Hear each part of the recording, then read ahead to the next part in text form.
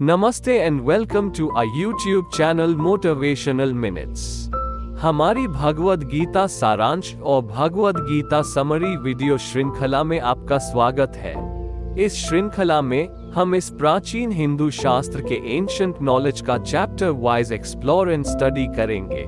चाहे आप एक भक्त अभ्यासी हो या केवल आध्यात्मिकता स्पिरिचुअलिटी के बारे में उत्सुक हो, हम आपको आत्म खोज और आत्मज्ञान सेल्फ अवेयरनेस की इस यात्रा में शामिल होने के लिए इनवाइट करते हैं। चैप्टर 3 का टाइटल कर्म योग द योगा ऑफ एक्शन है और यह कर्म योग की अवधारणा और उनके परिणामों के प्रति आसक्ति अटैचमेंट के बिना कार्य करने के महत्व पर केंद्रित है। कृष्ण अर्जुन को समझाते हैं कि आगामी युद्ध में लड़ना उसका कर्तव्य ड्यूटी है और ऐसा करने से वह बिना अटैचमेंट के मुक्ति प्राप्त कर सकता है। यहाँ चैप्टर 3 से कुछ मेन लर्निंग है। 1. कर्म का महत्व the importance of action. Krishna अपने कर्तव्यों को उनके परिणामों के प्रति आसक्त किए बिना करने के महत्व पर जोर देते हैं।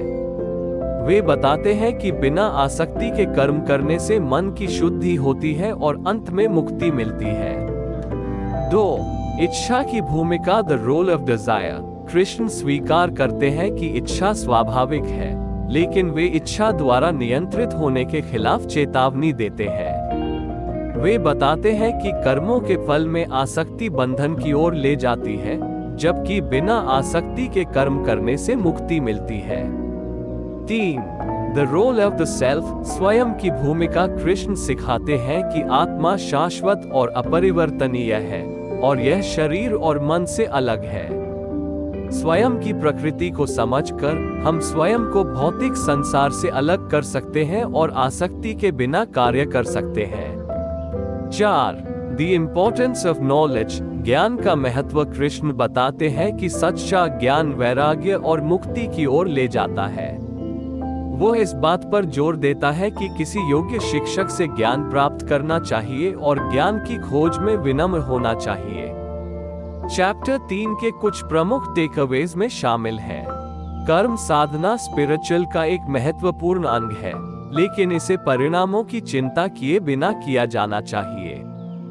डिजायर इच्छा स्वाभाविक नेचुरल है, लेकिन हमें इसके द्वारा नियंत्रित न होने के प्रति सावधान रहना चाहिए। हमारे कर्मों के फल के प्रति आसक्ति अटैचमेंट बंधन की ओर ले जाती है, जबकि डिटैचमेंट वैराग्य मुक्ति की ओर ले जाता है। The self is eternal and unchanging. आत्मा शाश्वत और अपरिवर्तनशील है और इसकी प्रकृति को समझकर हम भौतिक दुनिया से खुद को अलग कर सकते हैं और आसक्ति के बिना कार्य कर सकते हैं। एक योग्य शिक्षक से ज्ञान प्राप्त करना। Seeking knowledge from A qualified teacher और ज्ञान की खोज में विनम्र होना आध्यात्मिक विकास के लिए महत्वपूर्ण है। ओवरऑल भगवद गीता का चैप्टर 3 आसक्ति अटैचमेंट के बिना कर्म करने और स्वयं की प्रकृति को समझने के महत्व पर जोर देता है।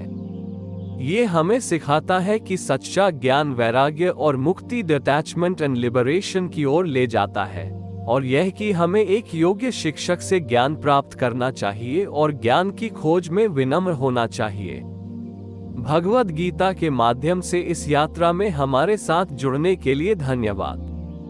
हम आशा करते हैं कि इन वीडियो ने आपको अपने स्पिरिचुअल पाथ के valuable insights and inspiration offer की है।